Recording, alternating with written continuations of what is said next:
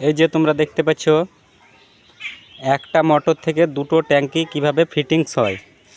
এই যে প্রথমে মোটরের লাইনটা এই দিক থেকে চলে আসছে, এখান থেকে চলে আসছে, ঠিক আছে।